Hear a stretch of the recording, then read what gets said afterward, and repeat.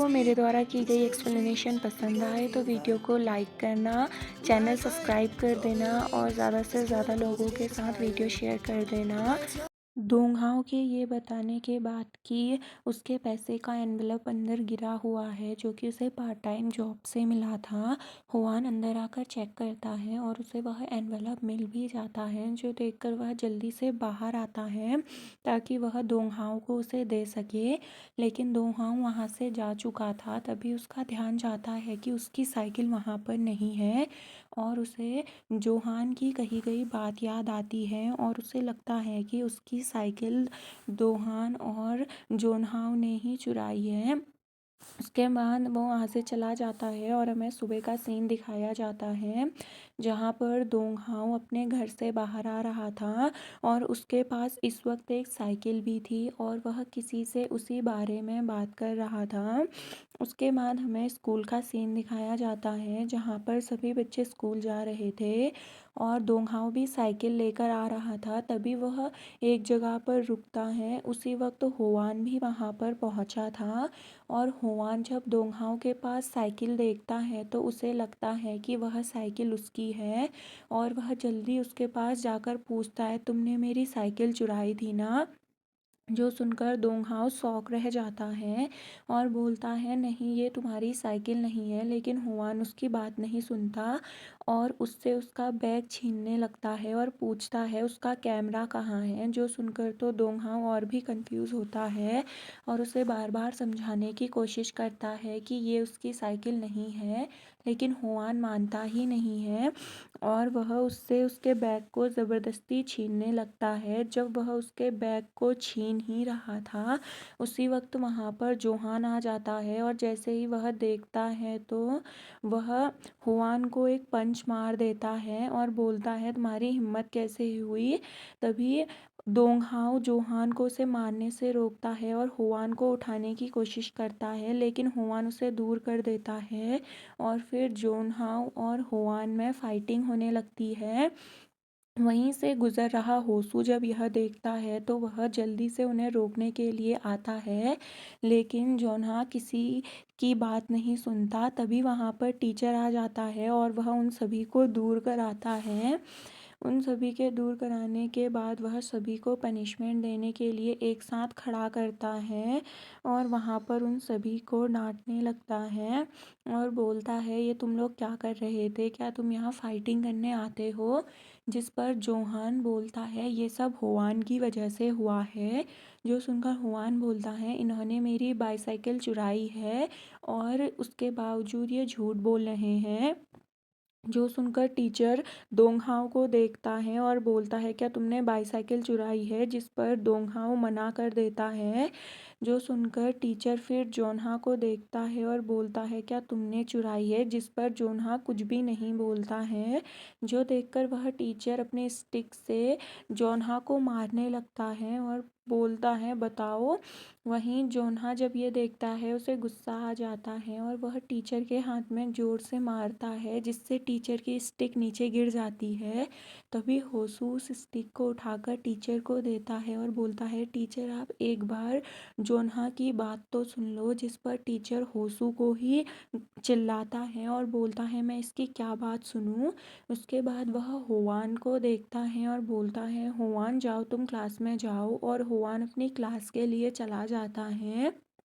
उसके बाद हमें एक कमरे का सीन दिखाया जाता है जो कि काफ़ी गंदा धूल मिट्टी से भरा हुआ था और उसमें काफ़ी सामान रखा हुआ था। वह किसी स्टोर रूम की तरह लग रहा था। तभी हमें वहाँ पर एक लड़का दिखाया जाता है जो कि लेटकर गाने सुन रहा था। ये और कोई नहीं, सेहिन था।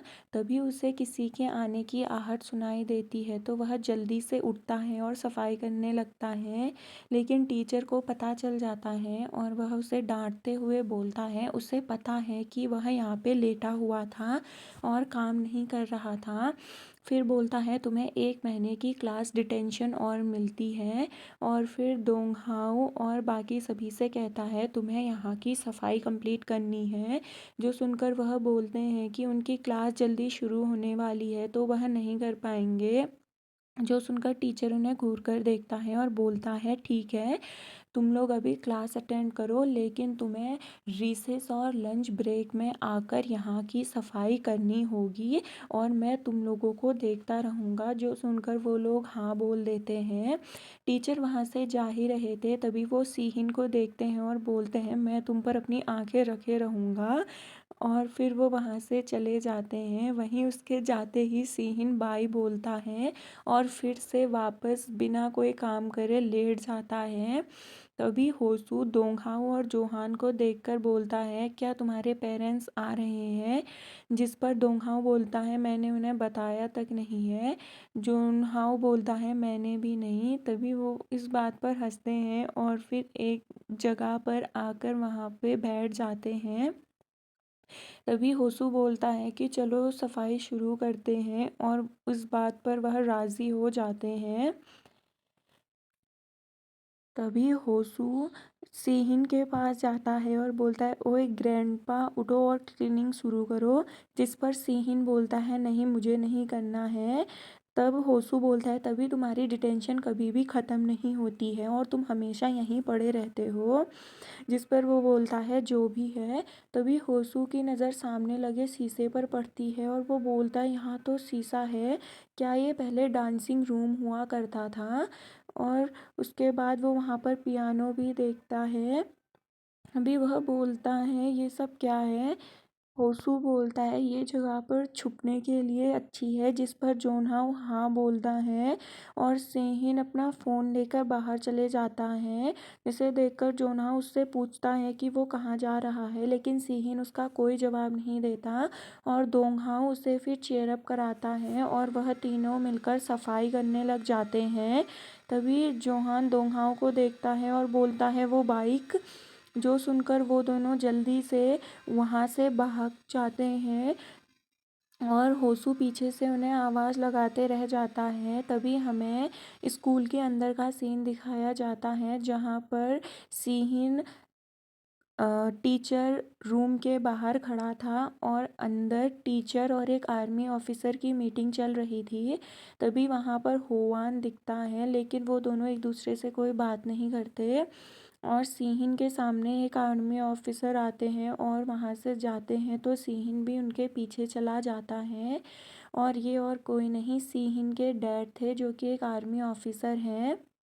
वे होआन की नज़र पड़ती है दोंगहाओ और जोहान पर जो कि बाइक लेकर वहाँ से जा रहे थे और उन्हें देखकर वो भी वहाँ से जल्दी से जाता है। तभी एक टीचर आकर बताते हैं कि उसके फादर के सेक्रेटरी यहाँ आए थे और उन्होंने बताया कि वह आज पेरेंट टीचर मीटिंग अटेंड नहीं कर पाएंगे तो वह दूसरे दिन आएंगे।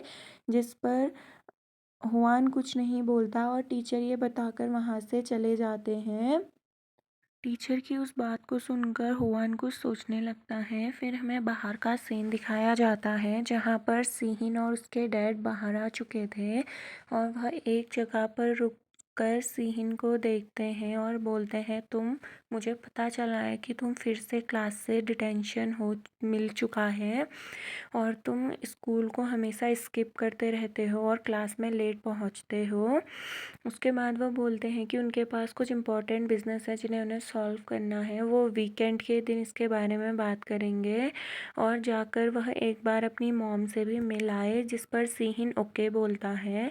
उसके बाद उसके डैड उसे कुछ पैसे देते हैं और बोलते हैं कि और किसी ट्रबल में मत पड़ना। सीहिन ओके में उन्हें जवाब देता है और उसके डैड वहाँ से चले जाते हैं।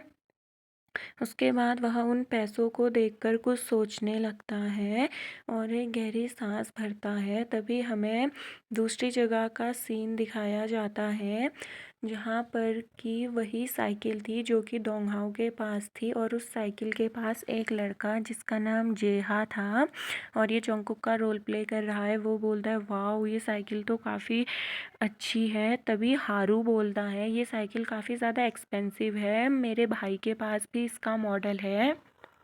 तभी वहाँ पर होसू आता है और बोलता है कि ये प्लेस सच में काफ़ी ज़्यादा अच्छा है, हम यहाँ पर रह सकते हैं। तभी हारू उनसे पूछता है कि लड़ाई तो सिर्फ जोन्हा ने की थी ना, तो उन सभी को डिटेंशन क्यों मिला है। जिस पर दोंगहाओ बोलता है ये सब उसकी गलती है और माफ़ी मांगता है। जिस पर होसू उन्हें माफ़ी मांगने के लिए मना करता है। तभी जेहा पूछता है कि उन्हें ये बाइक कहाँ से मिली, क्या ये सच में होवान की है। जिस पर जोनहाओ चिल्लाता है और बोलता है नहीं, ये बाइक होवान की नहीं है, ये बाइक दोंगहाओ की है। जो सुनकर सभी जोन्हा को देखने लगते हैं। तभी जोन्हा बोलता है इस बाइक को दोंगहाओ के भाई ने चुराया है। जो सुनकर सभी दोंगहाओं को देखने लगते हैं। वहीं जोहान को याद आता है कि उसने क्या बोला और वह जल्दी से दोंगहाओं को देखते हुए बोलता है आई एम सॉरी दोंगहाओ, लेकिन दोंगहाओ उसे कोई बात नहीं बोल देता है। तभी दोंगहाओ उन्हें बताता है कि उसने ये साइकिल उसके ओनर को लौटाने के लिए बोला था, लेकिन उस ओनर को पैसे चाहिए थे और वह हमें शू करने के लिए बोल रहा था, इसीलिए हम मनी सेटलमेंट के लिए मान गए और मैं इस बाईसाइकिल को बेचना चाहता हूँ, इसीलिए मैं इसे यहाँ लेकर आया था। उसकी बात सुनकर जेहा उसे देखता है और बोलता है कि तभी होवान खाली ऐसे ही तो रिएक्ट नहीं करता उतने बुरी तरीके से। वहीं जेहा के मुंह से होवान के लिए अच्छी बात सुनकर जोन्हा गुस्सा करता है और उस पर चिल्लाता है। तो जल्दी होसू जेहा को संभालता है और बोलता है ठीक है, ऐसी कोई बात नहीं है। जेहा ये बोलना चाहता है कि उस जैसा अमीर लड़का एक नॉर्मल बाइक के पीछे ऐसे पागल क्यों होगा। वहीं होसू की बात सुनकर जेहा इस बात के लिए मान जाता है और जोहान को देखकर हाँ बोलता है। उसके बाद दोंगहाओ जल्दी जोहान को पकड़ता है और बोलता है ठीक है चलो अंदर जाके क्लीनिंग करते हैं, और वो वहाँ से अंदर चले जाते हैं। फिर हमें कैंटीन का सीन दिखाया जाता है जहाँ पर कि होवान खाना ले रहा था और जब वो आसपास देखता है तो सारी सीट्स फुल थी और सभी खा रहे थे।